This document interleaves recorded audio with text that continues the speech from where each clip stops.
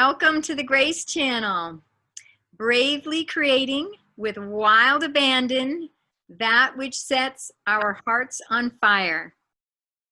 And we are so fortunate today. We have an amazing guest. I'm so excited. This is an amazing gentleman. His name is Paco Lopez. He is in Las Vegas, Nevada. He is the program director of Jamming 1057. So welcome, Paco. Welcome. Thank you so much for being on Grace on Fire. Absolutely. Thank you for having me. And I brought a bucket of water in case your fire gets out of control. Oh, don't put out my fire. Don't put out my fire. I need my fire. Woohoo! Awesome. So we're here to highlight you. We're going to start with our highlight. We're so excited to find out more about you, Paco. You've been on the radio for how many years? 41 years. 41 years. Oh my gosh. God, yeah. Longer than you've been alive. Exactly. Much longer. Yes. Yes. I like you so much already. So my first question for you is, who is the coolest person you have ever met in your life? Oh, wow. I've been blessed to have met a lot of celebrities. And I've met so many incredible people. That's really a hard question. I think probably the one that I was most taken aback by was Prince. But some of the nicest people I've met, Barry White was very cool. Tina Turner was very cool. Will Smith was very cool. Usher was very cool. Bernie Mac was one of the nicest guys I think I've ever met. Rest in peace. So, it's tough. I think everybody we meet on the journey along the way at different times is special in their own right, because everybody has different gifts. And with being blessed to have the opportunity to work in an industry where I speak to and rub elbows with and hang out with a lot of celebrities, I started to write a book called Behind the Mic, which is basically my stories of people that I've met and what they're really like behind the mic. Because you see in front of the camera, in front of the mic, how they are, but you never really know what they're like behind the mic. So I started on it, and I'm almost done with the first 5 pages. Well, that's a good start. It's got to start somewhere.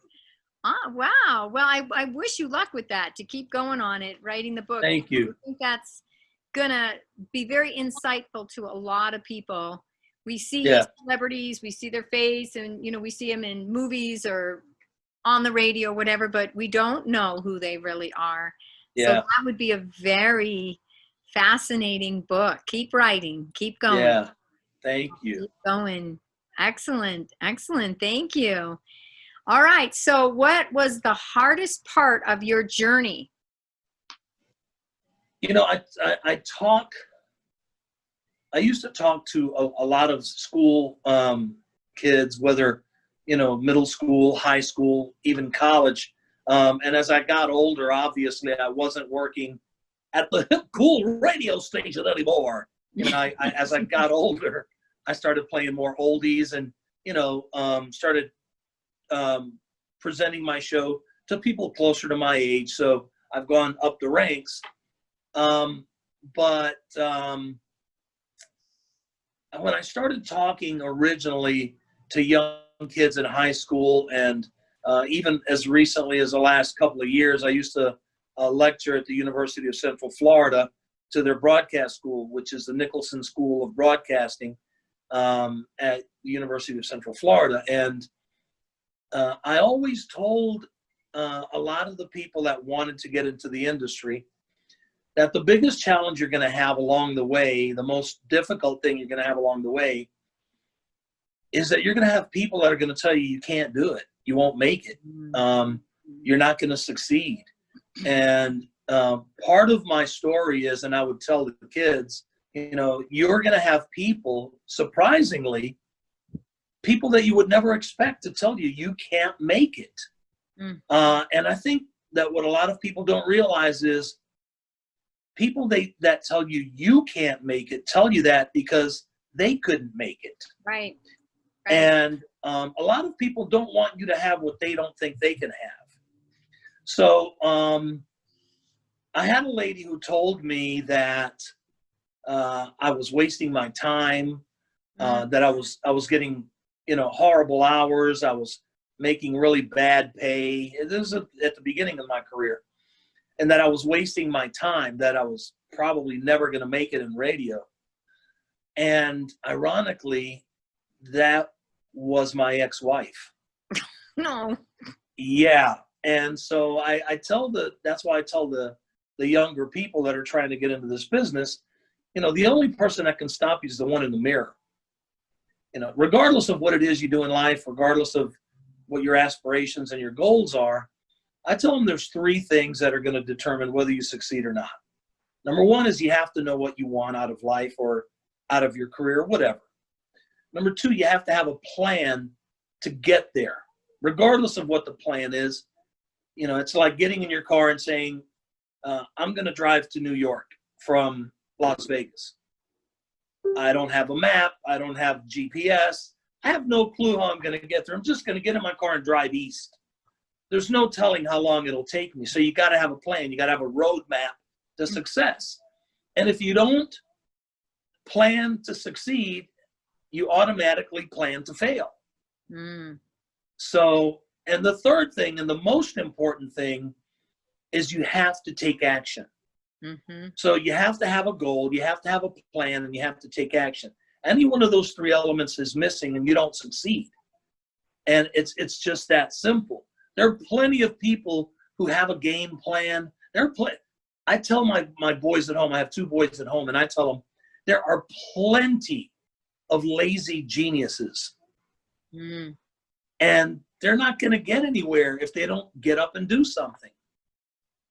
You can, you know, most of the time, not always, but most of the time, you find that the people that end up owning businesses and hiring people are the people who work hard and start a business and build that business. And those are usually people that had B's and C's and maybe D's and an F here and there. And the people that they hire are the ones who they hire to run the business, who are the ones that got the A's and B's. So, you know, it's a matter of just, you know, focusing on what you want to do, figuring out how you're going to get there, and taking action and having goals along the way. If you set a goal and you don't make it, it's okay. Reset it. Put a date on it. Put a date on it. Say, for example, January 1st, 2021, I want to be here doing this, making this much money. And if January 1st, 2021 comes around and that's not where you are, then you say, okay, July 1st, 2021, I'm going to reset the goal. Because you know what? At the end of the day, it doesn't matter how long it takes you to get there. The view is still the same. Yeah. So, True. You know, and so that's the most challenging thing. I think that, you know, people along the way will throw roadblocks in front of you. And there's only one of three ways to get through a roadblock. You either go, you know, over it, under it, around it, through it, or you don't. That's, you know, your choice to make. Right. And don't let people stop you. No. Because people, like you say, it's a lot of the people that want to do what you're doing, but they can or they haven't, and now they're, for whatever reason. And you know, we hope to think that people are nice, but sometimes they're not all nice. And it's good for people, especially young people who are starting out. I mean, we've learned probably the hard way. I know I have. And you just you can't, one of the things I've learned is when these people do kind of like what your ex-wife, you know, if you start to cut you down at the knees. And you know what? Yeah. You can't give up because of that, because then they've won. Yeah. And that's a very true story, by the way. Nothing I'm telling you is an exaggeration. That's a very true story. The second job I ever had, I worked for a guy. I used to be what's called a board op, which was a guy who runs the controls while somebody else talks. Now they call it a fancy thing. They call it a producer. Well, back in the day, it was just a board op. So I was a board op, and I wanted to get on the air. And he said, look, man, you're wasting your time. And I said, why is that? And he said, because nobody who's been a board op has ever gotten on the air. And I said, well, there's one of two reasons. One, they didn't want it bad enough. Two, they weren't good enough. In my case, I do want it bad enough, and I'm going to get good enough. Right. I might not have been good enough at the time, but I got good enough. Right. And within less than a year's time, I went from doing the all-night show in Tampa, Florida on an AM radio station to doing the night show on the #1 top 40 station in Miami, Florida. Oh, wow. Yeah. And you know, and That's inspiring. Well, you know, it is. And excuse me, I'm sorry. And it's inspiring to me when I look back because, you know, I know that it was all in my hands, not in his, Right. you know? Right. And so I thought, okay, my game plan was to get on the air. Well, if he was my boss and he was blocking me, I had to get around him, like I said earlier. So what I did was I went somewhere else, but I went somewhere else in a bigger city, at a better job, making more money. Nice. And launched my career into a top 10 radio market. So, you know, look, it's all, like I said, it's all in here, you know? Yep. So true. So like on this line that we're talking about of your success and all that, what is the main ingredient you could give people for your success or for success in general? I think there's a couple of elements really in whether you succeed at whatever you do, you know, in any career, whether you want to be a doctor, a lawyer, you know, an engineer, an architect, it doesn't matter. Radio DJ, talk show host, whatever, doesn't matter. There are more people starting off at the bottom than there are at the top. And the further you go up the food chain, the less people are up there. And the air gets thin the higher you go. So it's more and more challenging. The trick is to not let anyone, and I've told this, you know, we just did and I digress for a moment, only to tell you, July 4th weekend, we did a thing we called the Super Mix Weekend at our radio station. And we had DJs from all over the country and halfway around the world. We had a DJ from Paris, France, be on the air with us, and a lot of DJs from New York and Chicago and Houston and LA and Miami. And one of the guys from Houston, we did interviews. We did Zoom interviews, kind of like we're doing here. And he said, right as we were finishing up the interview, and that was to go on our website so people could kind of get to know the DJs that they were going to see that weekend. And we gave a little background on him and spoke to him. And he said, you know what, Paco, before we hang up and wrap up this interview, I got to tell you, and you probably don't remember this, and to be honest, I didn't. He said, when you were leaving Houston to go to Phoenix, I was just a young kid coming out of high school who really, really wanted it. And you pulled me aside and said to me, I think you're really, really good at what you do. And I think that if you just stick to it, man, and don't give up, don't let anybody take your dream, you're going to make it. In fact, I'd like to offer you a job in Phoenix if you come with us. And he said, you know what? I just graduated high school. My family's here. I'm going to stay here, but thank you so much for the words of wisdom.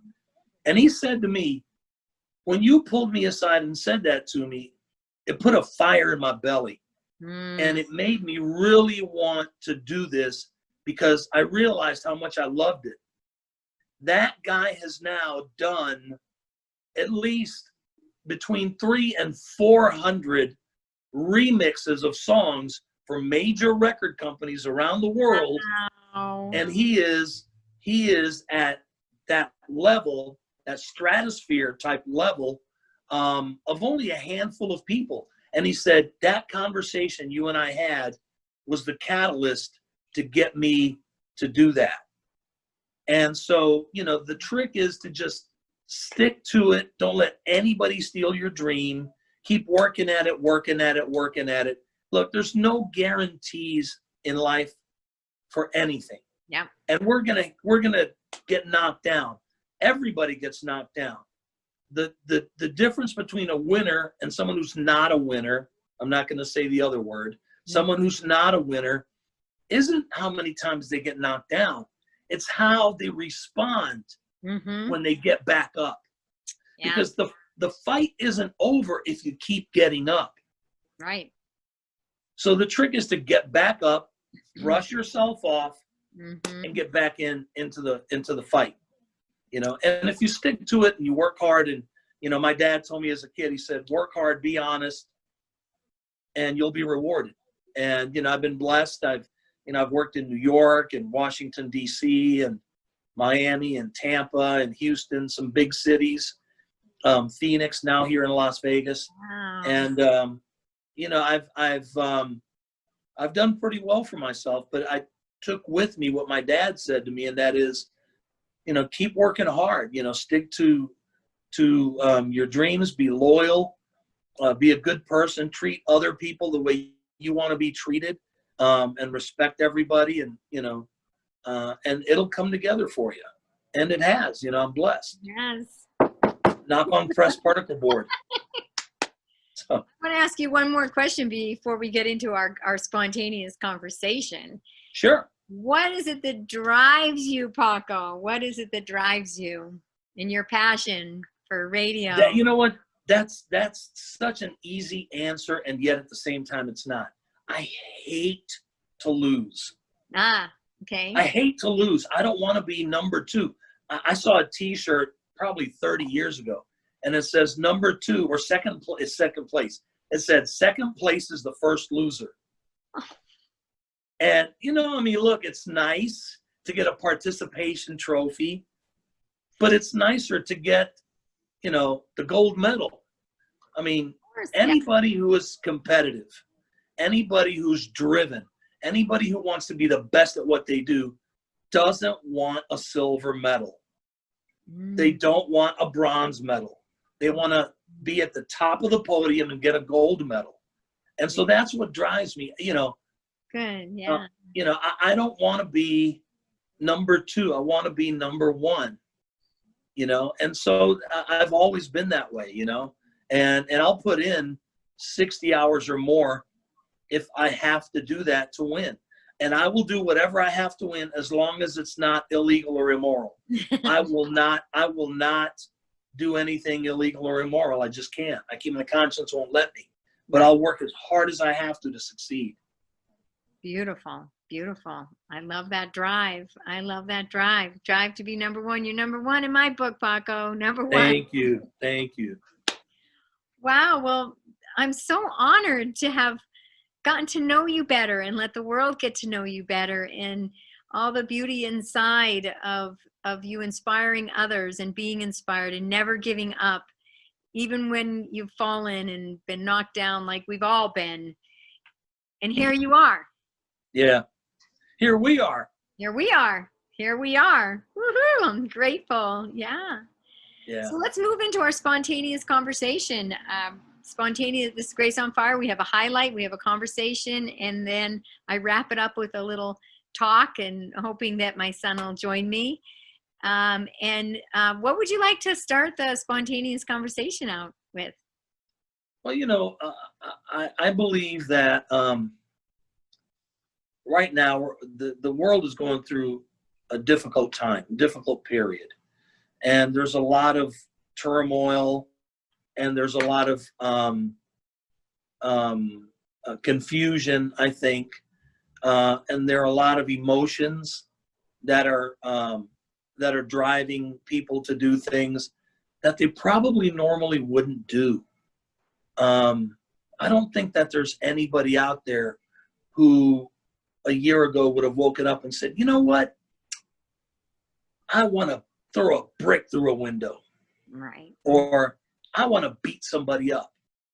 And I think what we need to do more than ever now, I think, when the one thing that I say every single day when I wrap up my radio show, and I've been doing it for probably, I would guess, close to 35 years now. I say, it's nice to be important, but it's more important to be nice. Mm-hmm. Yeah. Dr. King said, you don't drive darkness out with darkness. You drive darkness out with light. Exactly. And so for me, and I even said it just this afternoon when I was going off the air.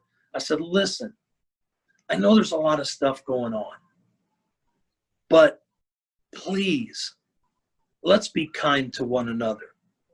It takes just as much effort to be kind to someone as it does to not be kind to them. And right now, we need to be kind to one another. Please, let's be good people. Let's treat each other with love and respect. And I think that if we look at it from the standpoint of just treat people the way you would like to be treated, that would move mountains. The lady that comes in and cleans this building, she's a real sweet lady. I talk to her no differently than I talk to the vice president of our 5-station Las Vegas radio group. Right. Because you know what? She's a person just like I am, just like he is. We're all doing a job. Yeah. Everybody has a job to do, whatever it may be, or a role to play, whatever it may be. Mm-hmm. So, and any one of us from one day to the next could be out of work, especially in the environment we're in now. And if that were to happen, God forbid, to any of us, we would just be unemployed. I wouldn't be an unemployed DJ. I'd just be unemployed. So, I hope and pray all the time, every day.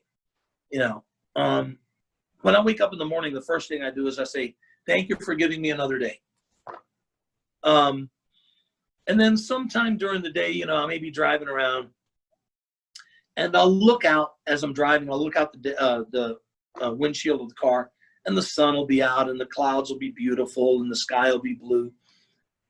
And I'll just say, thank you for all this. It's so beautiful. Thank you. And we just have to appreciate what we have. Mm-hmm. We have to act right. We have to do the right thing. We have to be kind to one another and respect one another. Look, I have plenty of friends. We don't agree on everything. We don't. That'll never happen. No. Even my wife and I don't agree on everything, and I love her more than anything. Right. But what's that? No two people who agree on everything. Yeah, but you know what? We have to respect one another's opinions. We may not agree with them, but we have to respect them, because I can't tell you, I can't say, Grace, you can't feel that way. I don't have the right to tell you how you can feel, because that's how you feel. That's an internal thing. True. And, sometimes people forget, like, you run across somebody and they lash out at you. And you don't know what that person's day was like. You don't know if they going through a divorce, or, lost their business, or got in a bad car accident, or somebody in their family passed away, or we don't know, and so, if you just take a moment to realize that maybe that person is just having a rough go right now, and the person you're interacting with isn't the real person. It's the circumstances, and if you just give them a little bit of love, this is a crazy story, but I got to tell you this because it's so powerful.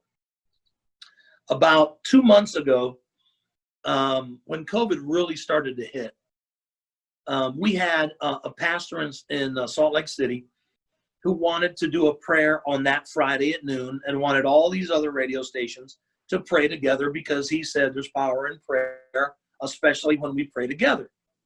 And he was a Mormon pastor. Our station primarily plays music that targets all people, really, but 67% of our audience is African American and Hispanic. So 2/3 of our audience is minority. And I thought, maybe we can find someone who fits better with our audience than this pastor. I love the concept, but if we want people to respond, let's find someone who fits that mold better. And I found Pastor Donnie McClurkin through a friend of mine who is a 3-time Grammy winner in gospel music, and he is the host of a nationally syndicated radio show and the pastor of a very huge church on Long Island in New York. So I said, can we get Donnie to do a prayer for us for Friday at noon? And his handler said, yeah, let him know and we'll get that for you. Well, I didn't get the prayer until the following Monday, so it was too late. And I thought, this isn't going to do me any good. And you know what? Something told me, take the prayer, edit it down a little bit, and run it anyway as a promotional announcement. Mm-hmm. So I did. And that was on Tuesday, we started running it. On Wednesday, probably around 4 or 5 o'clock, my afternoon guy runs down the hall and into my office. And he goes, I got goosebumps. The hair on my arms is standing up. I said, why? He said, this lady called up. And he shared the call with me later on. He said, this lady called up. She said, last month I lost my father. This month I lost my job. And I was done. I was getting ready to check out. That was it. Mm-hmm. And then I heard this prayer on your radio station. Mm-hmm. And it gave me hope. And it made me think, you know what? I don't want to do this. I want to fight. I want to keep going. There's a reason for me to be here. And so she called us to thank us for saving her life. Those were her words. You guys saved my life. So all I'm saying is that person you run into, maybe all you need to do is smile and say, hi, how are you today? Mm-hmm. And then they feel like somebody noticed me. Nobody sees me. I feel like I'm invisible, but this person just said hello to me. And that high could be the one thing that keeps them from doing what this lady was thinking about doing. So if we just keep those things in mind and just do the right thing, we could change lives. We changed the course of this woman's life. We saved her life. And it's crazy because by all rights, when I got that prayer, it was like, it's too late. But something told me, do it anyway. That was not, I don't believe in coincidence. No. That was not supposed to run on Friday. It wasn't. No. It was never intended to run on Friday. No. It was intended to run when it ran. Mm-hmm. It was intended to be there. Because if I would have run it on Friday, that would have been it. And it would not have run Tuesday when she heard it. A miracle. It's a miracle. It is. Miracle. It's a Christmas miracle. And I love what you say, Paco. It's so true. One of the things John actually channeled to me this morning was he talked about putting together a tapestry and all the different threads, all the different colors, all the different patterns, all the different sizes of threads, and the whole process from the people making the threads to it being delivered, to the people sewing it, and the designs, and then in the process of that tapestry being created, there was a lot of mess and chaos. The I'm sure, you know, the threads came, and then they're, you know, and they're sorting them out. And then he talked about, you know, when we're cleaning out closets and when we're undergoing any kind of project, it gets really, when you're in the middle of it, it's very messy and you really can't even see the beauty of it. You cannot see, you know, the final result, except in your mind's eye, usually in your mind's eye.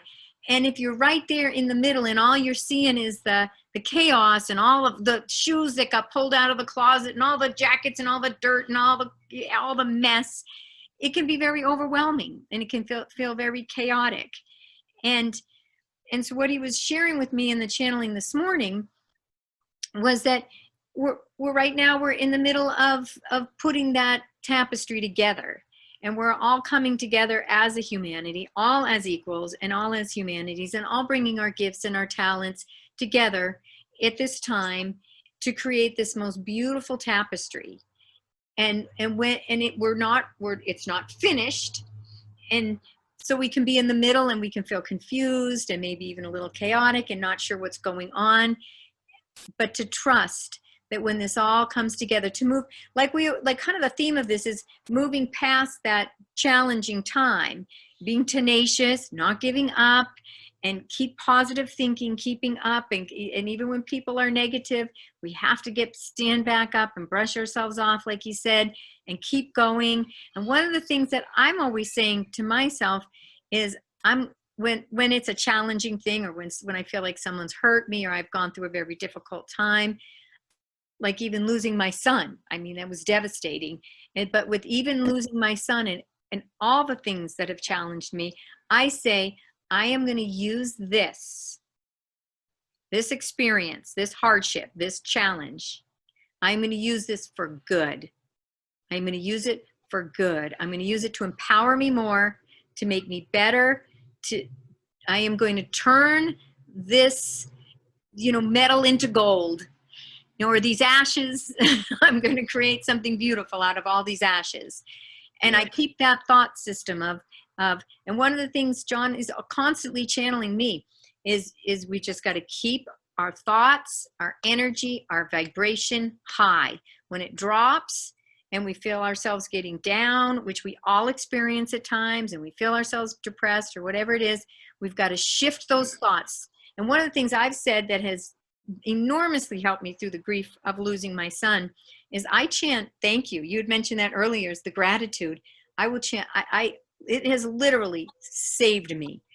Sometimes especially shortly after he passed, like the first year, I would wake up with intense anxiety and panic and dread and everything, like the heaviest emotions you can imagine. And I would just lay in bed and go, thank you, God. Thank you, universe. Thank you, God. Thank you, thank you, thank you. And I would just chant thank you, sometimes for maybe even a half an hour straight, until I felt lighter, brighter. I could get up, and the dread passed. And it was almost like post-traumatic stress for me, because even those dread and those panic attacks would come throughout the day. And I just say, thank you, thank you, thank you, God, thank you, universe, thank you, John, thank you, thank you, thank you. And it would pass. And it's raising our vibrations, raising and keeping our thoughts high and positive. And it takes effort. It takes vigilance. Yeah. Yeah. A lot of times I tell people that sometimes you have to get through the rough spots to be able to appreciate the beauty. You know, you don't see a rainbow until after a hard rain. Mm-hmm. You know, and usually, you know, it's always darkest before the dawn. And I know they're cliches, but it's true. It really is. You know, I mean, you've taken John's message to you, and you've turned it into something beautiful, into something positive, into something energizing, motivating, that you're sharing with other people and helping them in their lives. So his gift to you, you're paying forward to other people. So that,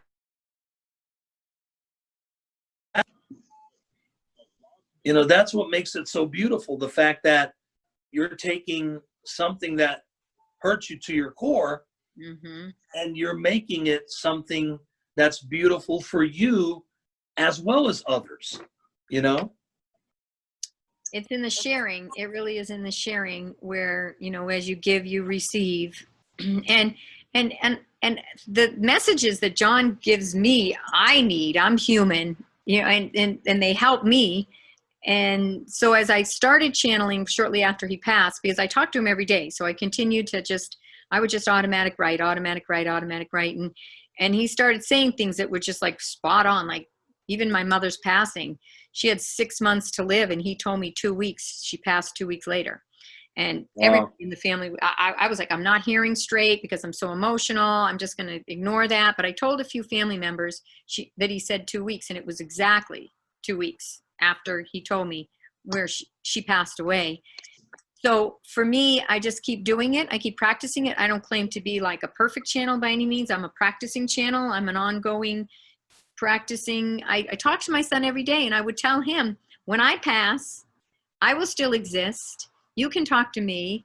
You don't, and I was a liar. I said, you don't need to grieve me because I'll be with you. I'll be your guardian angel. I'll be the birds singing. I'll be the wind. I'll be the music on the radio. And now that's what he is for me. Yeah. And I used to tell him that like since he was little, 2-3 times a year, I'd tell my kid, I don't know why. I would say, you don't need to grieve me when I die. You don't need to, because we're all infinite. We're all infinite. We are all eternal spirit. We all live forever. Nobody ceases to exist ever. I will exist, and I will be there with you. I will be your guardian angel, and I will be everything. And now that's what he is for me. I mean, I'll see a bird, it'll come and just land right beside me and just stare at me, start chirping. And I'll see, I know it's John. I know it's him. I've had eagles come right up to me, right, just stare at me. And I know it's him. And he just seems to now animate through everything. It's hard to distinguish everything seems, but it's beautiful. Life is synchronistic, and it's not easy. I've had a lot of hard challenges just like you. And I think it's really takes that determination to stay positive, to continue to always be kind, and to always look on the highest perspective you can in any moment, and keep your vibration high. And then, what he always tells me, because one of his hugest messages with his messages for humanity is keep the vibrational frequency high. What you say, what you think, how you act, everything that you emanate, keep it high, keep increasing it. And like attracts like. Yeah, and that's true. what you will attract to you will be on that same vibrational level. And it's a lot less work. It's a lot easier than that's for sure. I remember shortly the year after he passed, I was opening up John's Place. I opened up a John's Place in Salt Lake City in his honor, a humane, fair trade, earth-friendly market, because that's what he was promoting. And it was just struggle after struggle after struggle after struggle after, roadblock after roadblock. And I remember thinking to myself, there's one common denominator in all of this, and that's me. My energy is so low, and I was grieving. I was deeply, profoundly grieving. I was not in a high frequency at all. I mean, I'm still grieving, but I'm much, much better. And I realized that if I was going to stay at this low frequency, I would continue to attract all these challenges after challenge, after roadblock after roadblock, because it was my energy attracting, like attracts like. Yeah. It was a good lesson. I don't want to go through it again, but it was a good lesson for me to actually see very vividly when my energy, because before things were flowing, my life was very synchronistic. I was very happy. Everything was really moving beautifully. And then boom, I was just in the deepest depression and grief, and everything was hard to just to take a step forward was hard. And everything in my world changed. It was a beautiful example of your vibrational frequency will attract the level at the exact, like attracts like. And it's all part of our growth individually, and I think it's meant to do two things. Number one, to get us to understand our existence and to make us stronger. Yeah. Yeah. You know? True. Yeah. So true. Well, this has been a beautiful conversation. I want to have more with you. It's so great. Yeah, I love your positive your kindness and compassionate for other people and the understanding. You have a beautiful heart, a beautiful mind, a beautiful soul.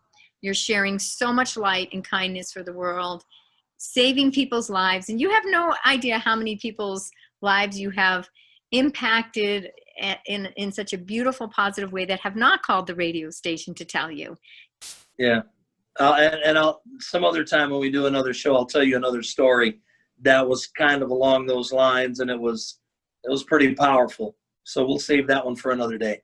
Well, let's do it. We'll do that. We'll make it a date. We'll make it a Yeah. date. We'll make it a date for sure. Definitely. So we're just going to wrap up now with the last section, and I'm going to just channel John. I'm just going to kind of connect with him. This is his picture. He's 25 forever, John the Beloved. Behind me is actually his sanctuary. I have his pictures and stuff in there, lots of pictures. And yeah, so let's just see what he has to say to the world for right now. I'm just going to close my eyes for a minute and connect, and I'll be right back. So John's smiling right now. He's really happy. He's happy. Okay. So he's here, very powerful. Oh, wow. So John is here.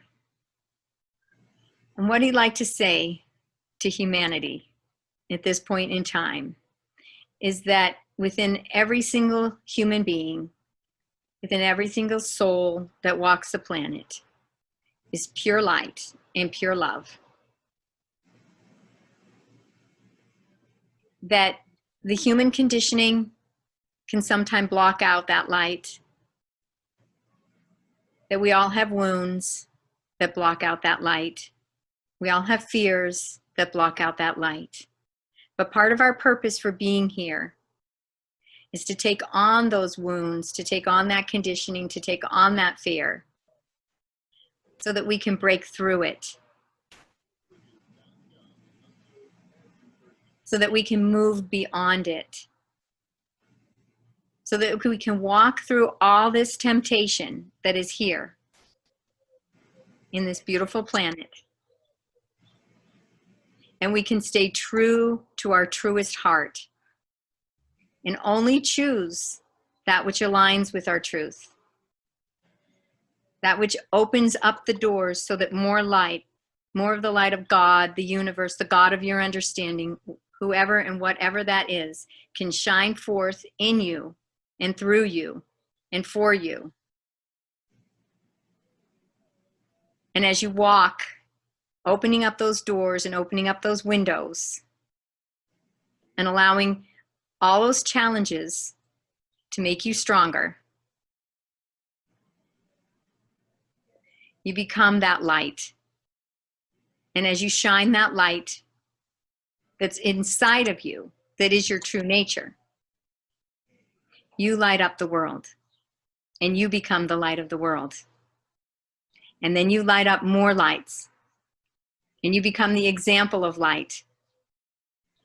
And as the example of light, more people light up.